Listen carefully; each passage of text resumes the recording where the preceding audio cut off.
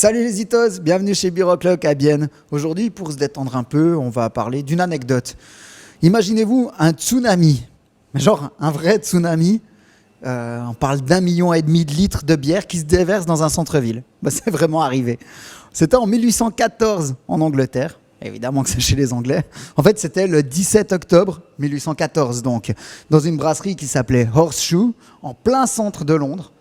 En fait, dans cette brasserie, il y avait des cuves de fermentation immenses, mais immenses, plus de 6 mètres de haut.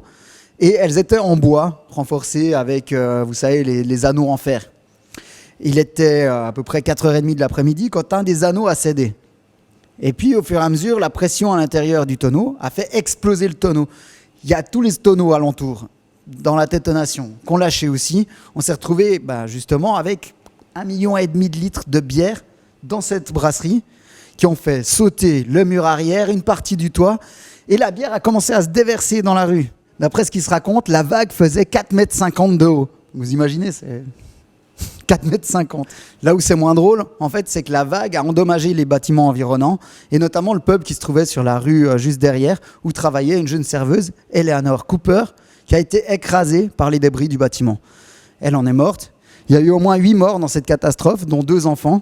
Et les 5 autres, c'est assez ironique, en fait, ils ont été noyés dans la bière, dans une porteur, parce qu'ils étaient dans une cave, en train de célébrer un enterrement.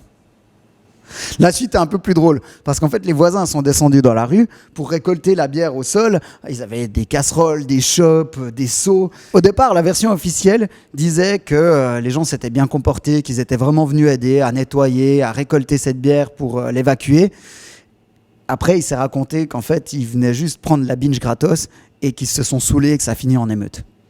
Évidemment, la brasserie a dû passer devant le juge, mais la cour a estimé que c'était juste un malheureux accident et que la brasserie n'était absolument pas responsable.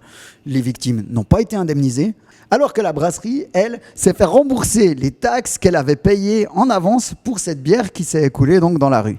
Elle a continué de tourner pendant un siècle jusqu'à la destruction du bâtiment en 1922. Il y a quand même une moralité dans cette histoire, c'est que ces cuves géantes en bois ont arrêté d'être utilisées, elles ont été progressivement remplacées par des cuves en béton. Et maintenant, évidemment, on utilise de l'acier inoxydable. Comme quoi, ça a quand même servi à l'évolution du processus de brassage. Voilà, si vous avez aimé ce type de vidéo, n'hésitez pas à commenter, à vous abonner à la page, à appuyer sur la cloche pour être informé des prochaines vidéos. Et on se revoit bientôt, que ce soit ici sur YouTube ou en vrai. Venez au Biroclock à Bienne nous dire bonjour. A plus les itos.